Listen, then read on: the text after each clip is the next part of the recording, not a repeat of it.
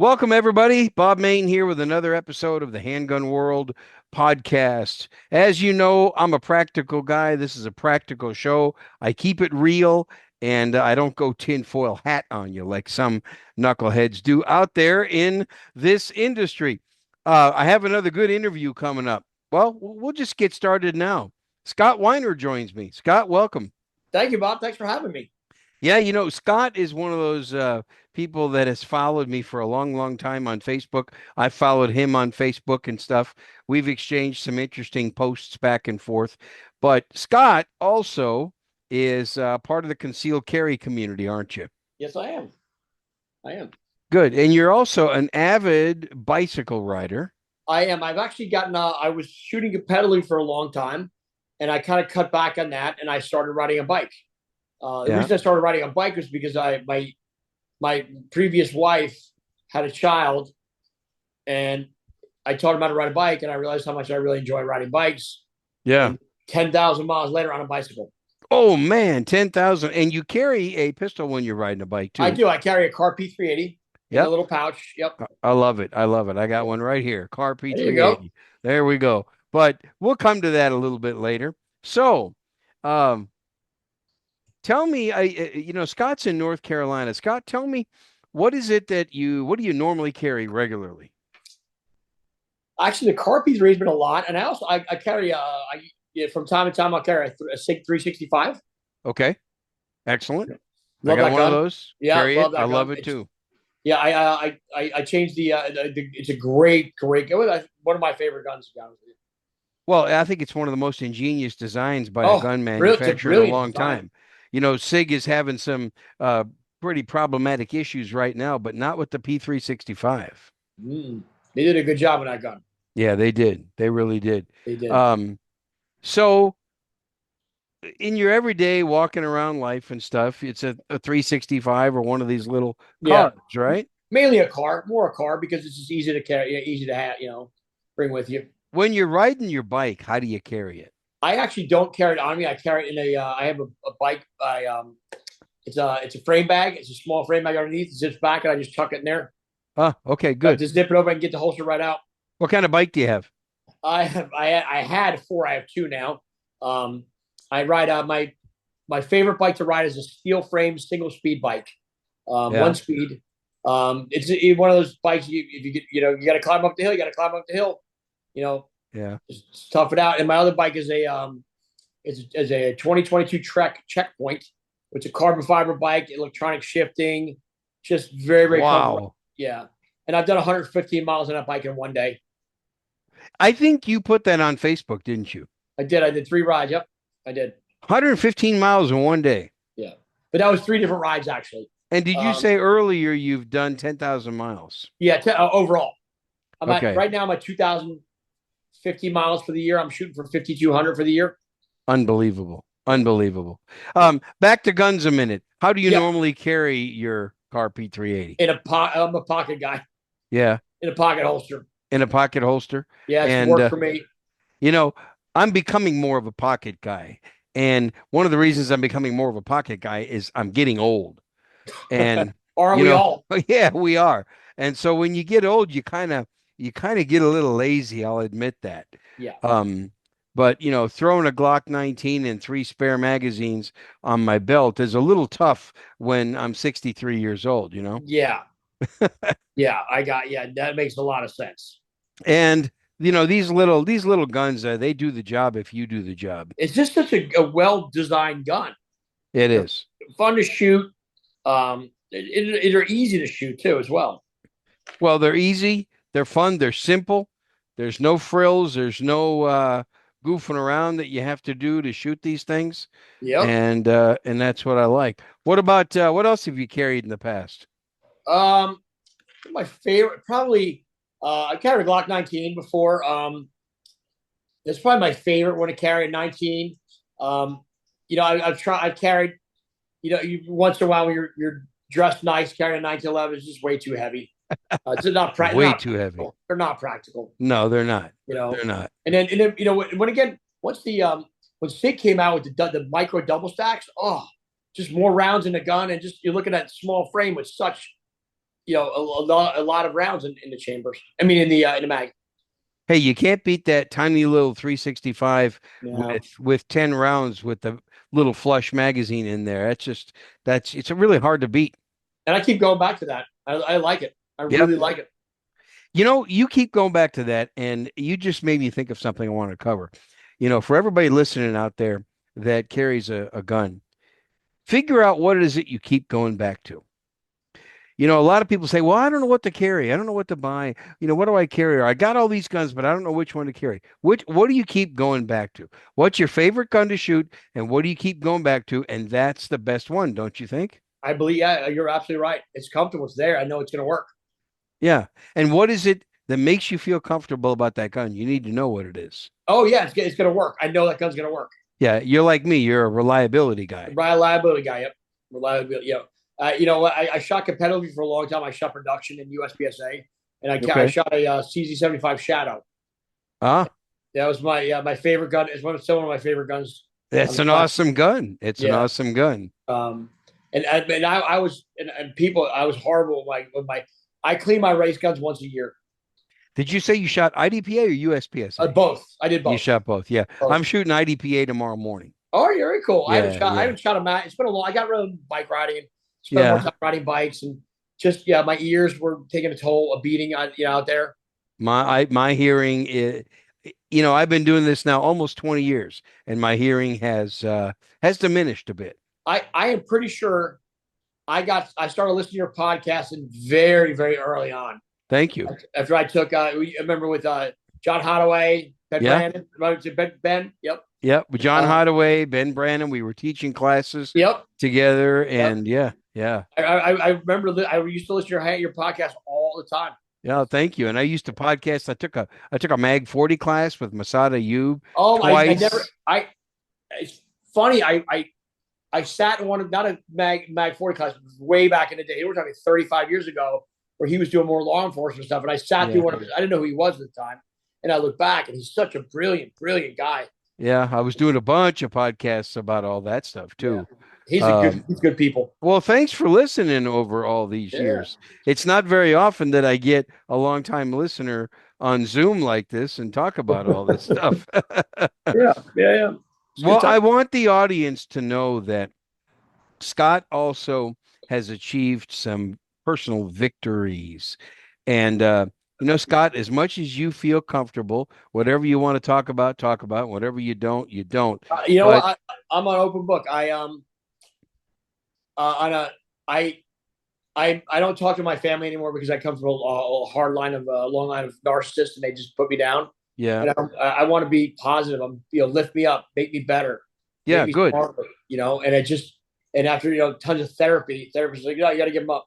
You just got to give them up. You can't allow people to talk to you that way anymore. You And know, Scott, you're right. There's something that an old teacher taught me one time. What do you think of this? He said, you have to teach people how you want them to treat you. that's so very true. I've heard that before. It's an amazing statement.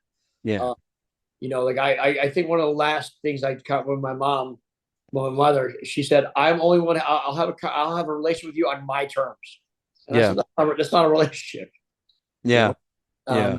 But yeah, it took a lot of years, and yeah, So you've been victorious personally on some things, haven't you? I have, yeah, um, I've changed a lot in the last couple of years. I've done a lot of good things. I taught kids how to ride bikes. Good. I taught skydiving at one point in my life. I Skydiving, did you Yeah, say? You taught yeah, that? I taught Wow. skydiving, yeah, for many years. Yep. Wow. Yeah. That's Yep. cool. And I'm glad that you're in a more healthy place now. That's good. Oh, I am. Yeah. I always tell you, sometimes it's tough now. I'm changing careers. I'm trying to change my career. I'm actually starting a new what do you call it? A new startup. I'm working on it, and I'm writing a book. What's your book about? My book is called Scott and the Professor. It's a love story that involves. It goes through a number. It's about an 8-week book. Through an 8 week, it's a true story. About 8 weeks. I recently went to Nassau for a wedding. From my former best friend. I gave him up finally. because his drug use was so bad, Oh so yeah. so. But yeah, Yeah. I so he said this to me. He said, Scott, I had to tell my mom I was doing cocaine because of you. Huh? What? What? What? Yeah, he was so that messed up at his wedding, and matter of fact, Bob, I went to a 300-person black tie wedding. I flew out to Nassau. I went to the Thursday night party for a little bit. I missed the rehearsal dinner, and I just said, I can't do this. No, and you just had to give up that friend, didn't you? I did. I just recently gave him up. Okay. And I just said, you know, I don't want to be around that lifestyle anymore, ever. Good for you, man. That So, is really awesome. That is awesome. and I It don't, takes a lot of courage to do that. it, yeah, it was, just to say no, you No. know, Yeah, I, that's good. and it was funny because his family's very, very well to do.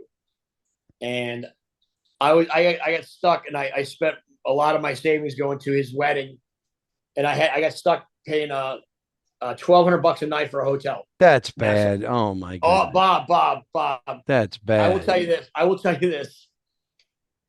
If you ever get a chance to go to Nassau, Yeah. take your wife and stay at the Island House in Nassau Okay. in a garden view room.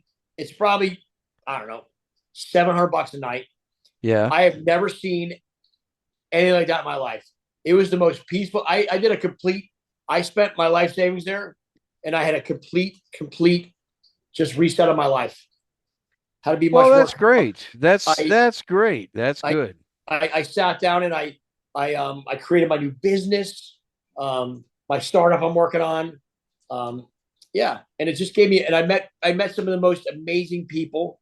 I I swam with a couple billionaires, and I learned that there's like a billionaire doesn't wear a $400,000 watch. They wear a No. Garmin watch. Most Yep. of them run marathons. Yep. They're extreme, and they're just cool people. Most of them drive average cars, you know. Yeah. You don't see them in a Rolls Royce normally, Nope. you Nope. know. They're just ordinary people like you and I, and they get up out of bed, put their pants on like we do, eat breakfast, maybe a little bit fancier table and chair, but that's it.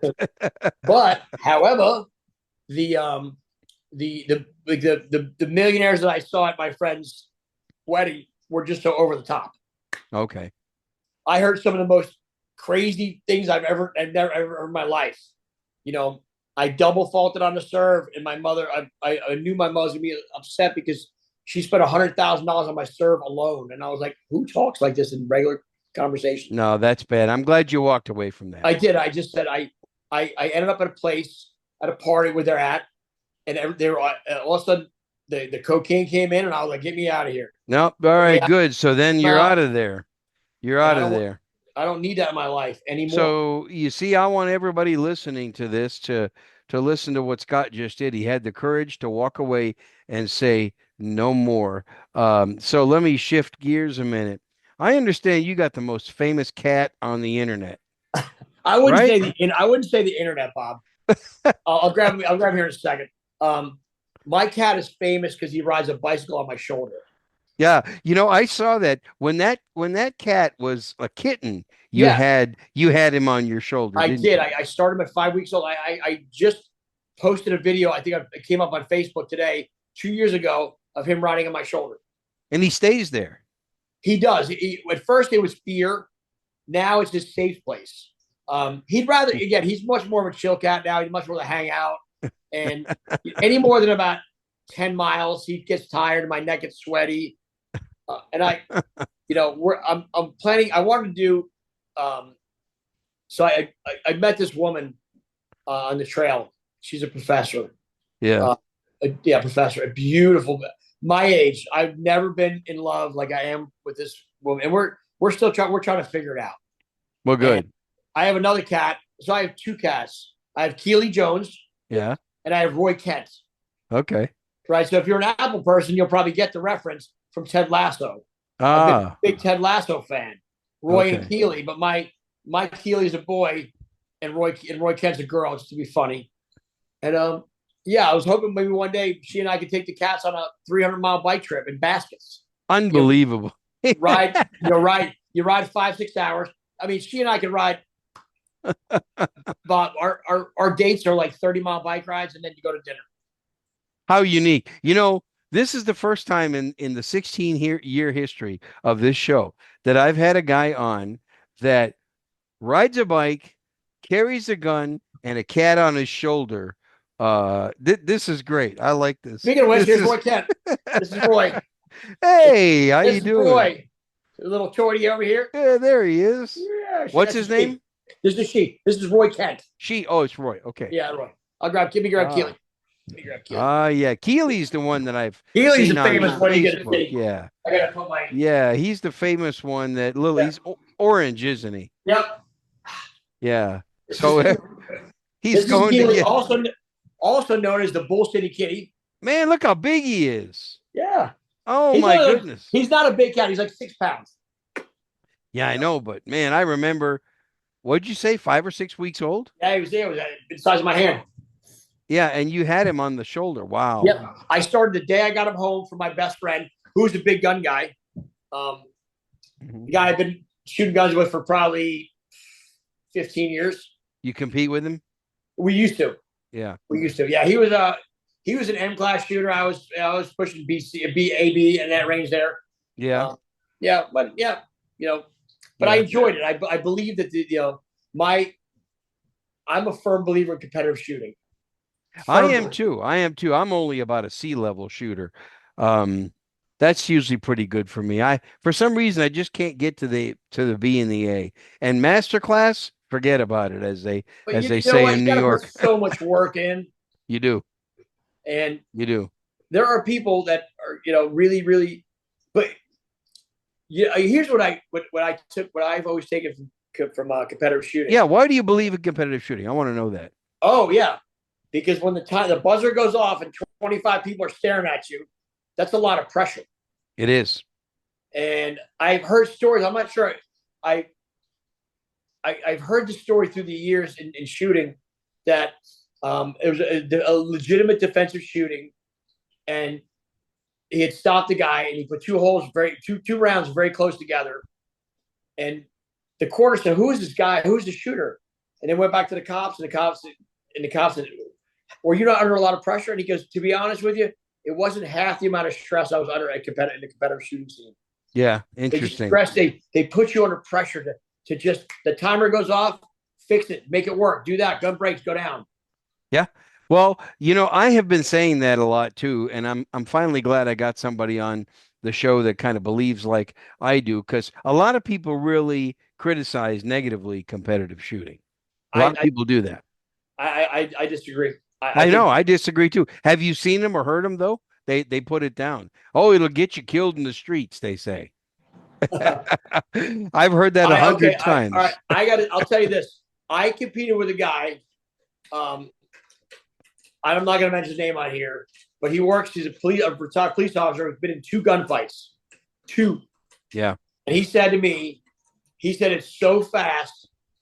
The guy, he was behind the guy. He had his gun out on the guy. The guy's back with him, and the gun was on a barrel, and he was able to get the gun back that quick and get a shot off before.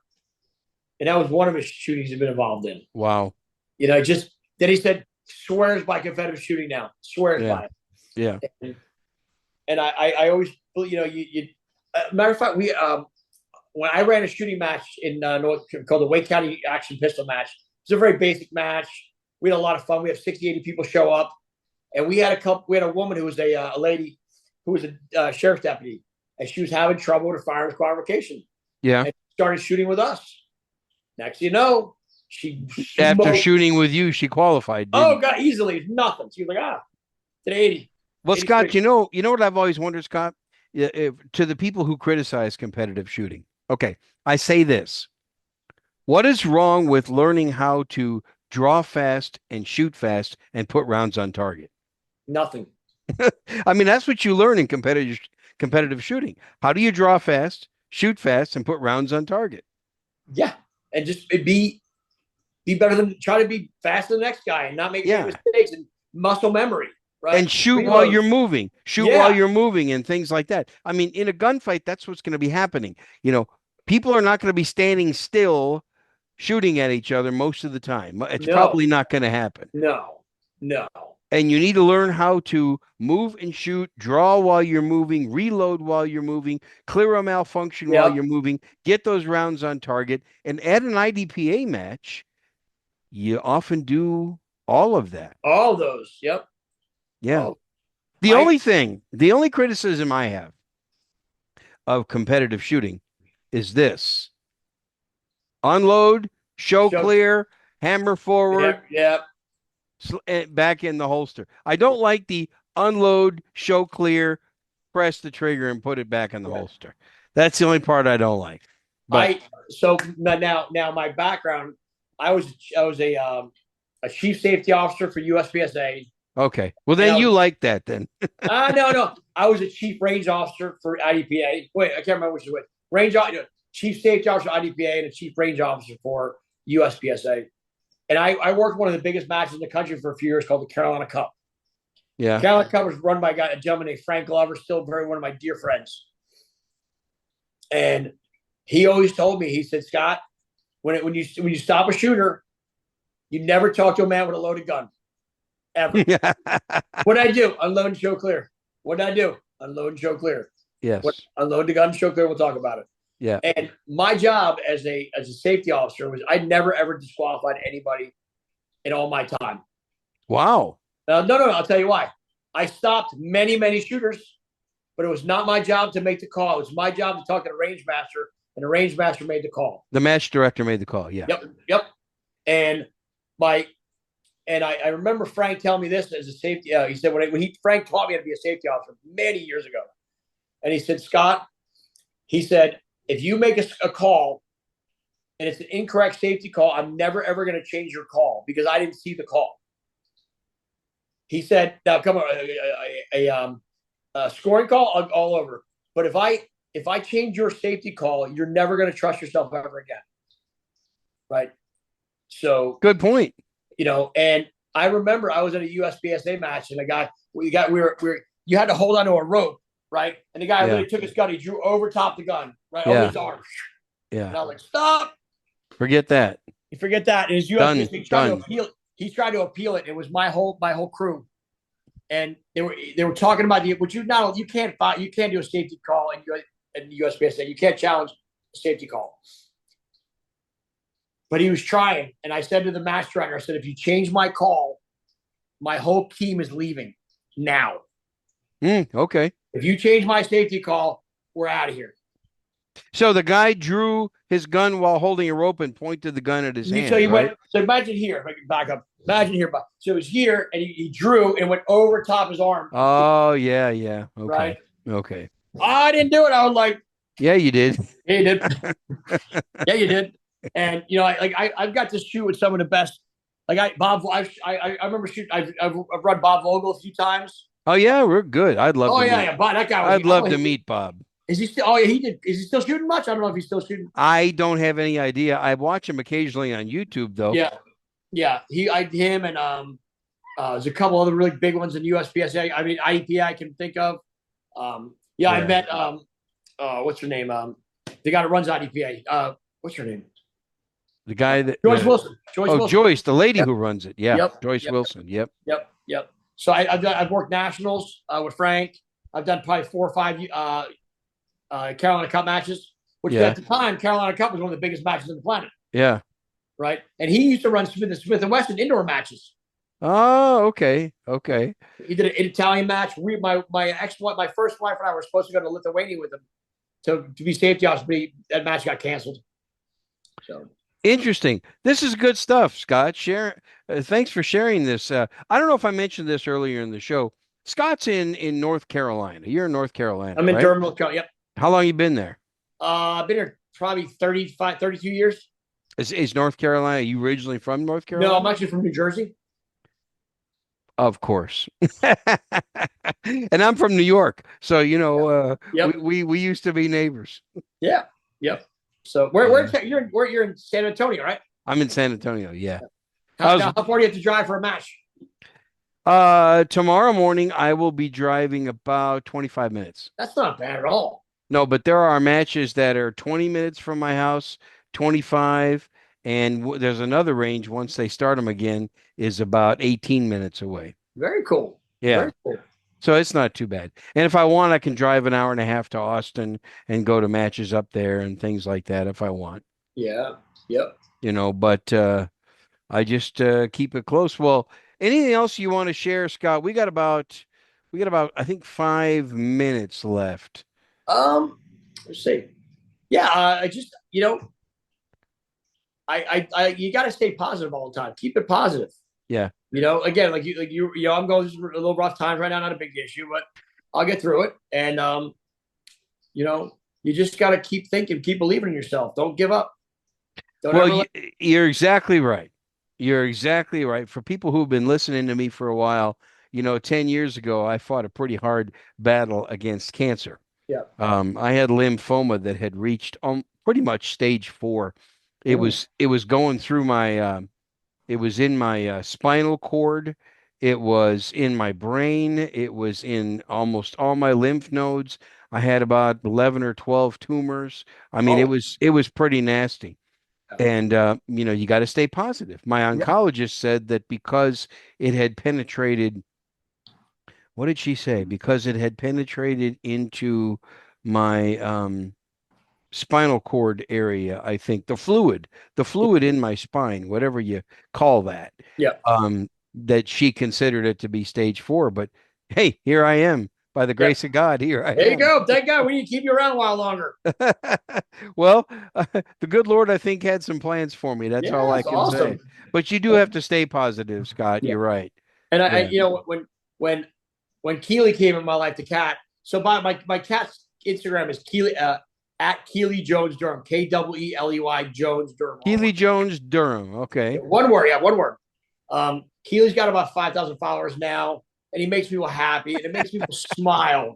Like I love it. A I cat with 5,000 followers. It's yeah. great.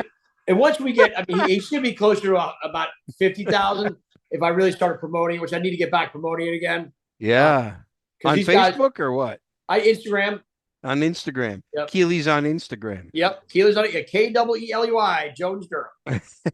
I'll send you Send me the link. I really link. want to see that. Well, now I've seen him live. That's Yeah. great, man. I love it. Yeah. Just to show. Let me see if I can get a little just to show you, right? So I can do it right at my house. All right. So I get him on my show. Oh, there he is. Check it out. Yeah. So he just still stay up here. But now he gets he doesn't want to be up there. Now if I he's walk him like, outside. If I walk him outside, he'll stay right on my shoulder, stay up there he ruined your demonstration. Oh, I know. Let's do a better one. Watch this. Ah, come on, kid. You gotta move it a little bit. Okay. Oh, there we go. Yeah. Right. Hey, Now look at that. now we're outside where he's not in his own place. Right. He'll stay up here the whole time. Right. If I walk to my hallway. Check it out. Look at that. Yeah. Wow. Now, you know what would really be cool is that cat stays on you when you're riding a bike, right? He does. He does. But I bet he wouldn't stay there if you shot a gun. No. God, no. I don't remember. I don't he like my other cat was a shop cat. I found her at a car Yeah. lot. Took her Yeah. to my shop, and she didn't care. She cared less about anything. She loved being in the shop. Keely freaks in the shop. As soon as the machine goes on, he loses his mind. Yeah. Well, can't blame him there. Well, Scott, thanks a lot. This has been fantastic. I'm going to close my show. I know you wanted to talk to me a little bit, but I'm going to close it.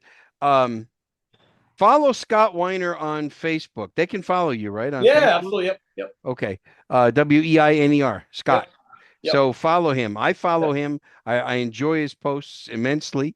It's great. I've been following you I think 11 or 12 years or something. Yeah, we've been at least that long. Yeah.